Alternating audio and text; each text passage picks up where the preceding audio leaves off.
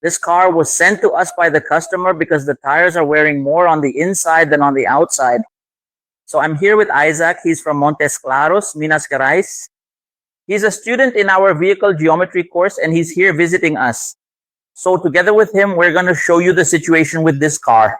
So how is the camber? How is the alignment? How are the tires? And we're going to report more about the car's condition, how it arrived, and how it is now. Whether it's possible to do the alignment or not, and what the reasons are. Isn't that right, Isaac? Absolutely. So he's going to help me with the evaluations. We'll discuss what can and can't be done. Let's go. All right? Deal. That's it. We're in this together. If you're not subscribed, subscribe to the channel. Why? Every time we post a new video, you'll be notified. That's right, okay?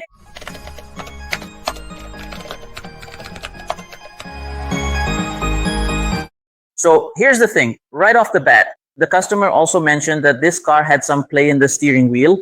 There was some looseness here from bottom to top. So initially, the first thing I did was remove the steering wheel cover together here with Isaac. And we checked how tight this nut was here. So the nut was simply loose. When I tightened it, the nut automatically eliminated the play in the steering wheel. And when we went to tighten this here, we also checked how much the steering wheel turns. I'll show later in the video that it turns more to one side than to the other. Here's another important detail, something I learned in a course and have never seen any other alignment specialist do. It's a really effective way for you to explain things to your customer, just like with this customer here. He came in complaining that his car had uneven wear on the front tires. But here the difference is huge. There's a 3mm difference on the tire, with more wear on the inside than the outside. Both front tires are like this. But there's a detail he couldn't see just by looking, right? The rear tires also show uneven wear. But it's a minimal difference, just 1mm of rubber. And for us to see this difference, you need a tool like this one here, which is more precise. That way I can accurately see the tire wear. And if he, by any chance, only rotated the front tires, those tires would also end up with much more wear. On the inside edge, you see? So as you can see here, we've already checked all 4 tires. And we saw that the rear tires actually have 1mm more rubber than the others on the inside and on the outside. So we're going to swap the 2 rear tires with the 2 front ones, do a rotation here. An important note, when making the video, we tend to get a bit confused, myself included, okay? So here's the thing. In this case, it wore more on the inside, okay? So the better part of the tire is on the outside, right? The outside part has more rubber, okay? Exactly. So in this case here, like you said, we won't even edit this part, okay? It's just that you said the lower side was on the outside. It's on the inside. I got confused. This case is a detail here. When it's time to record, we get nervous, right? Even I, recording for years, have this problem. 1mm more on the outside than on the inside. Exactly. So a tire rotation should have been done initially, and coming back here to the front, what happens?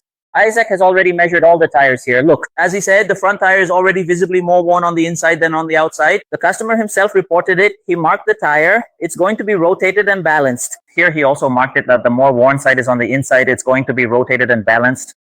And when mounting, we need to know exactly in which position each tire will run. It's not just about flipping the tire and leaving it as it is. See here? He also marked the tire, which means it's more worn on the inside than on the outside. If you don't rotate your tires at the right time and in the right way, your tire will end up wearing unevenly. One side of the tires will almost always wear out more quickly than the other side. In some cases, 2 of the tires will wear out first and then the other 2 will wear out later, which really isn't ideal.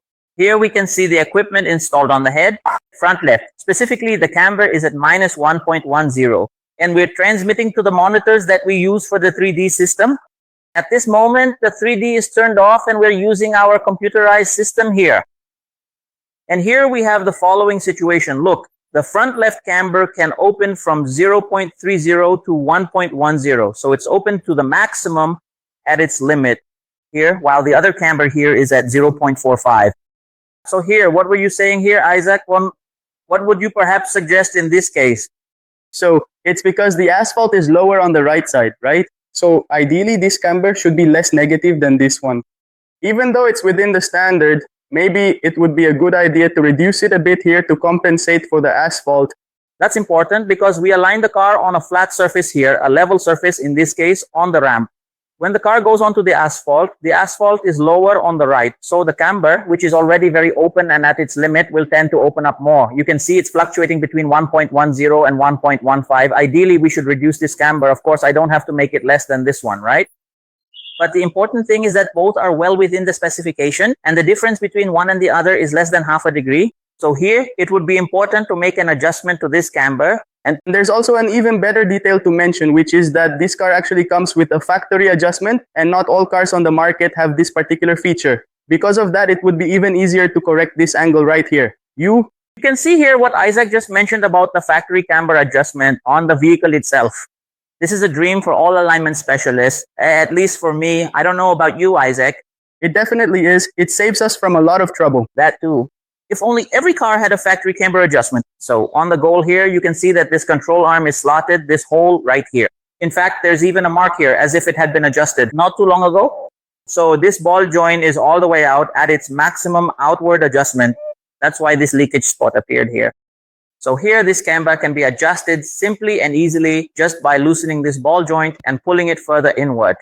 And as a result, it pulls the bottom of the wheel in and closes the camber. It reduces that camber that was open at 1 degree 10, 1 degree 15, and we bring it down to 0.40, 0.50 at most. So this here is the standard camber adjustment point that exists on the vehicle itself.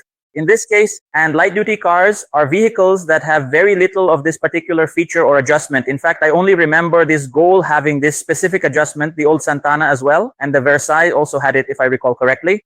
And in general, today we have rear alignment adjustment available on models such as the Jeep Compass, the Renegade, and the Fiat Toro, among a few others. On the front, we still don't have that, right?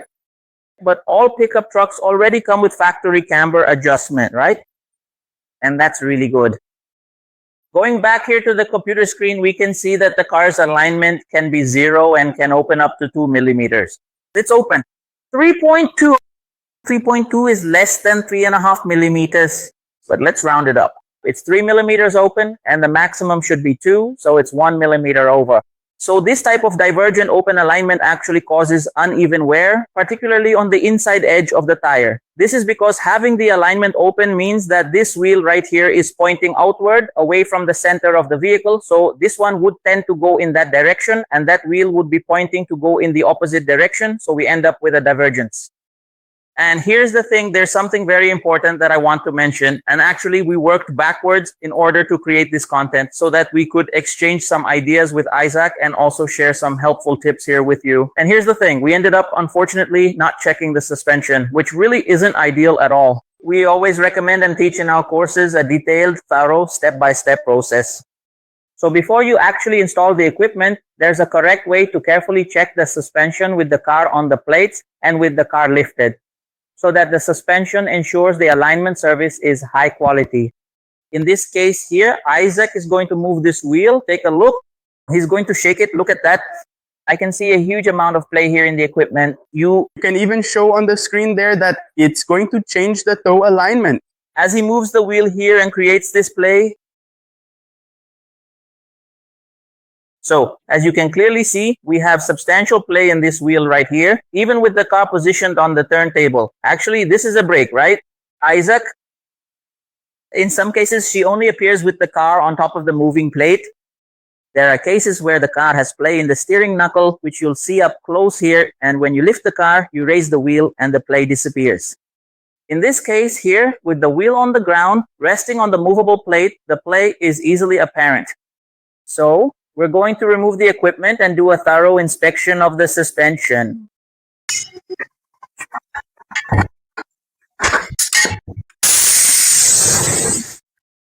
Notice the following here. With the car lifted up, the amount of play decreases just a bit, but it still clearly shows up here. Does it not show up well in the video? Let me check from this angle. The steering tie rod end has play. Shake it there. Look, see the wheel, just look. That huge play there is in the steering tie rod end. So doing the alignment with this play in the steering tie rod end won't solve the problem. So in this specific case, we're going to keep checking the rest to see if there's anything else. And since we don't have this part to replace today, here. And now we're going to do what's most urgent at this moment. We're going to rotate the tires, putting the best ones on the inside of the four wheels, balance them, do the rotation, and advise the customer to replace what needs to be replaced.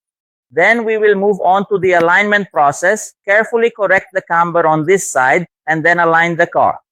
Now, look, Isaac is here, thoroughly and meticulously checking over the rest of the suspension components. There is absolutely no play anywhere else. The only looseness that we found in this car is specifically in the tie rod ends. There's noticeably more play or movement on the left wheel than there is on the right wheel. So this extra looseness that is present in the suspension components as well as in the steering system components will directly and significantly affect the alignment service. So Isaac is already here, taking off the tires to do the tire rotation the right way. And we're going to check up there at the steering wheel the defect I mentioned at the beginning of the video, which was the second problem we noticed when tightening the steering wheel, that it was loose. You can see that the steering wheel is straight right here, so you might be wondering what's the problem. Now look to the left. Look, that's a full turn, right? Okay, that's a full turn, and now it has stopped moving. Notice it didn't even make half a turn more to this side. Let's pause and observe. It stopped before making even half a turn further in this direction. When I go back to the 0 point, here it's straight, right? It's straight. Now to this side, to the right, it makes a full turn, normal. It makes 1.5 turns, which the other side doesn't do. And it goes beyond, see? This extra movement here to this side that goes past 1.5 turns is what's missing on the other side. So it should make 1.5 turns to each side as well. So in other words, this car has more steering range to the right than to the left. To the left, it has less steering range. So what causes that, Isaac? Tell us here what makes the car have more steering to one side than the other. All right, let's go. What's the first case? The guy aligns the car, but the steering wheel ends up crooked. So he pulls off the wheel and puts it straight. That reduces the steering range, right? That's one reason. It shifts steering range from one side to the other. Another reason is, for example, the guy replaces the steering gear the wrong way. That also reduces steering range from the car. Exactly. There's a right way to install the steering box. And if the mechanic installs it the wrong way and the alignment technician doesn't check this before aligning, he ends up aligning the car but leaving a problem. More steering range to one side than the other, right? An interesting thing, when the customer arrived, he said to us, "Oh, I had it aligned. This car is 6 years old." He had the car aligned. It was 6 years ago. I said, 6 months?